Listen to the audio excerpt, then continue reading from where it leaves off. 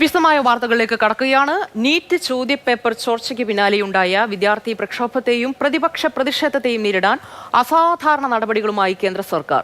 ചോദ്യപേപ്പർ ചോർച്ച തടയാൻ പ്രത്യേക നിയമനിർമ്മാണത്തിനൊരുങ്ങുകയാണ് കേന്ദ്രം.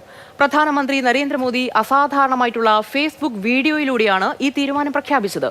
ഇത് സംബന്ധിച്ച ബില്ലിന് ഇന്ന് തന്നെ മന്ത്രിസഭ അന്തിമ രൂപം നൽകും. നിലവിലെ കേസുകൾക്കായി അതിവേഗ കോടതി രൂപീകരിച്ചിട്ടുമുണ്ട്.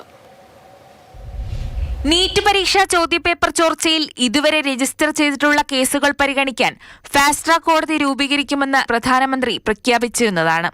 ഇതിനു പിന്നാലെ ഇന്നലെ രാത്രിയോടെ ഫാസ്റ്റ് ട്രാക്ക് കോടതി രൂപീകരിച്ചുകൊണ്ട് ഡൽഹി ഹൈക്കോടതിയുടെ വിജ്ഞാപനവും പുറത്തുവന്നു. ജില്ലാ ജഡ്ജി അനു ഗ്രോവർ ബലിക അതിവേഗ കോടതി ജഡ്ജിയാകും. ഈ പ്രഖ്യാപനം വന്ന മിനിറ്റുകൾക്കകമാണ് പ്രധാനമന്ത്രി നരേന്ദ്രമോദി ഫേസ്ബുക്കിൽ വീഡിയോ പോസ്റ്റ് ചെയ്തത്. അതും രാത്രി 12 മണിക്ക്. पेपर लीक ये कोई मामूली विषय नहीं है।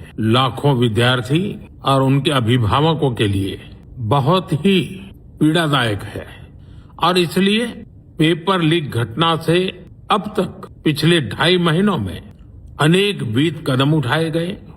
കുറ്റക്കാരെ കണ്ടെത്തി നിയമത്തിന് മുന്നിൽ എത്തിച്ചെന്നും പരീക്ഷാർത്ഥികളുടെ 1 വർഷം നഷ്ടപ്പെടുന്ന സാഹചര്യം ഒഴിവാക്കി പുനഃപരീക്ഷ നടത്താൻ കഴിഞ്ഞെന്നും പ്രധാനമന്ത്രി അവകാശപ്പെട്ടു. എന്നാൽ ഇതിൽ സർക്കാരിന്റെ ഉത്തരവാദിത്തം അവസാനിക്കുന്നില്ല എന്ന് മനസ്സിലാക്കിയാണ് നിയമനിർമ്മാണത്തിലേക്ക് കടക്കുന്നതെന്ന് മോദി പറഞ്ഞു. लगातार मेहनत करके देर रात मुझे मुसद्दा भी दे दिया. फास्ट ट्रैक कोर्ट और कठोर सजा के प्रावधान के साथ का ये मुसद्दा कल कैबिनेट में चर्चा होगी. कैबिनेट के साथियों के सुझाव के बाद उसका अंतिम रूप दिया जाएगा.